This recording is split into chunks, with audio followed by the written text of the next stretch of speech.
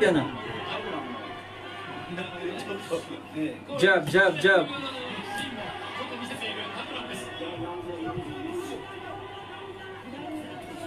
Ingat pa rin taduran sa katawan.